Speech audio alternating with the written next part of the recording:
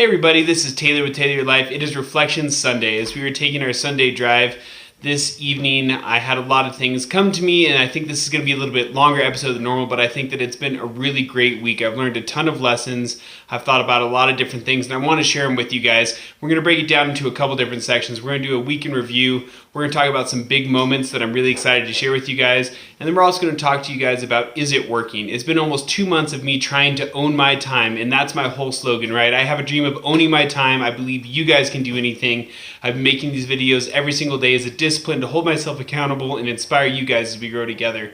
So I want to see if it's working, and I'm going to talk to you guys about what it's done for my life and hopefully what difference it's made for you. I'm going to kick it off with our week in review. This week we put out a bunch of really awesome content coming off of a crazy weekend trip that Sierra and I took to the hot springs and then Arches on a whim. Came back home, did a bunch of housework, and rolled into our week hot. And we kicked off Motivation Monday by talking about how special you are and how we can seize the day. For How To Tuesday, we talked about how we should talk to people and how we've lost that communication skills to understand and accept other people's point of views without really budging on our own unless someone teaches us something new. Wealth Wednesday, we moved into that, and Thirsty Thursday, we had great messages throughout the week. And then as far as me personally, it was a crazy week. Sierra and I scrambled all week to put together what we needed to. We had dinners with our friends, we had ballet, gymnastics, soccer. We ordered our backpacks and they showed up for our Europe trip. I'm super excited about that. We also had sleepovers galore on Saturday, all week trying to plan those last minute, and it was really, really fun.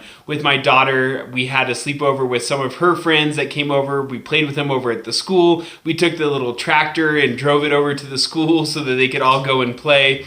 We came back, we painted nails, we set up a tent in our kitchen. We ended up making marshmallows in the oven, which is pretty crazy. And then my son had a sleepover that he went to, and we're going to share with you guys some of the big moments from that. There's a really important parenting thing that happened with me during that time. On top of all of that, then we had Easter today, which was a really great day. A helicopter flew in to our church there at Grace Community and dropped eggs. I've never seen anything like that. And it was a really great service about connecting with God and the resurrection. And I think it was a really important message for me personally. Second, I'm going to talk about some really big moments that occurred this week. The first thing is I paid off my first credit card, and I'm super excited about that. I haven't had this credit card completely paid off in over 3 years, and I'm really stoked that I was able to make the progress to do that with a lot of help from sticking to our budget and getting the money together to make this happen. The second big thing that happened was that we had a really interesting event with Isaac for his sleepover. He's a great boy. If you've met my kids, you know they're respectful, they're kind, they're nice. I love my kids. I'll gush about them anytime I tell you. But Isaac's had some issues here and there with, kind of bending the truth and trying to get away. I think it's part of his age. If you guys have kids that are around that 10, 11, 12-year-old range, I think it's just part of this developmental stage. But we went to take him to a sleepover, and he had told me before we left that he had packed a bag. He had told Sierra when we came back to the house after a soccer practice that he had put a toothbrush in his bag, and we went to the birthday party. And once we got to the birthday party, he went in and he didn't have anything, not his jacket, not his bag or whatever. So I asked him to go get his jacket from the car, and he kind of threw a fit about it. And so he came back and I was like, "Where's your bag?" He said, "Well, I didn't pack one." After all the times of telling us that he packed it, and I didn't really know what to do because he had lied to us early in the week about how much he had read for his homework. And so in that situation, what do you do? Do you embarrass your child and take him out of a sleepover in front of his friends? He was already there. His friends saw him. Do you just let it slide because it's happened a couple times in a row? Like, at what point do you draw the line? It was a really difficult moment for me. And at the time, I just kind of was like, well, I took him aside and talked to him for a second and said, this isn't okay. But then I realized that I was just totally ill-equipped to handle this situation. I didn't know what to do. So I went back out to my truck and I called my dad and said, I just really don't know what to do, in this kind of situation. Do I take him out? Do I let him slide? I just think that this is a pattern of something that I want to stop right now. And I was just absolutely upset. And my dad says, no, he took the situation in stride, super calm, and delivered to me a message of, make him go home, make him pack a bag correctly, come back to the sleepover, let him know that he can't continue to do this if he wants to build trust with you. And so that's exactly what we did. It was late, but I went and I picked up my son. I took him back to the house. We made him pack his bag correctly and head back over to his friend's house. I think that was a great solution offered by my dad where my son still had to be responsible and do what he was supposed to. We had to drive back to talk to him about why it was important. It was wasting our time where I could be home with my daughter and her sleepover.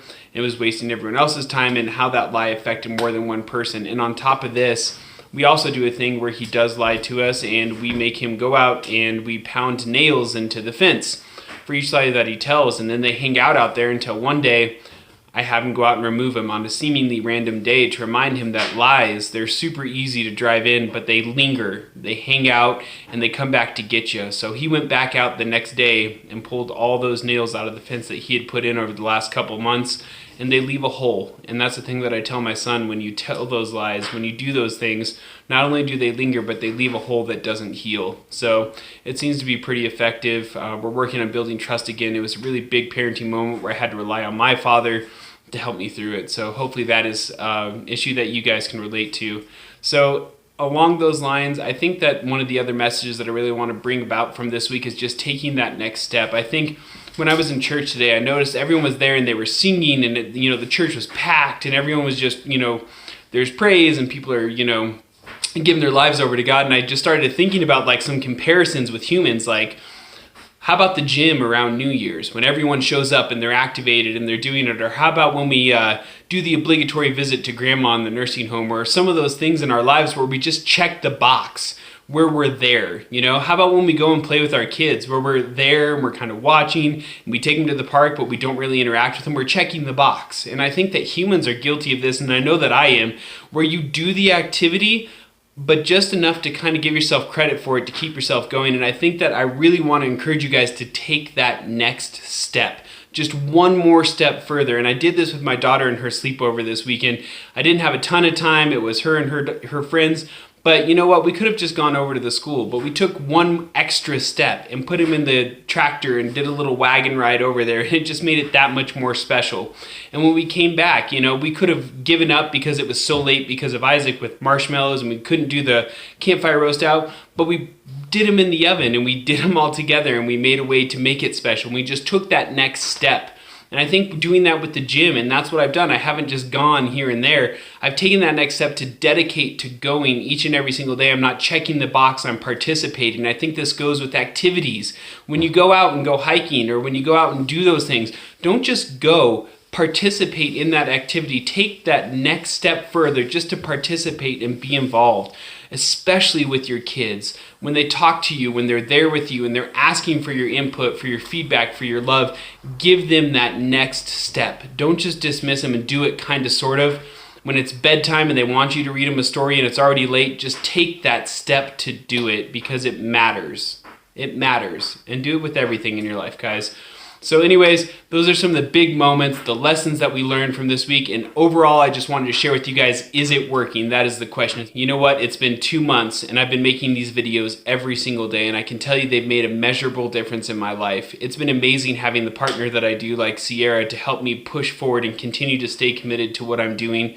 But with these videos, it's not just putting them out there for fun. I've stayed dedicated. I'm continuing to hit my fitness goals. I paid off my first credit card this week. I'm doing things outdoors. I'm engaged with my kids. I'm engaged with my friends. I'm exercising. I'm spending time doing the things that I love, and I'm encouraging others to do that in my life.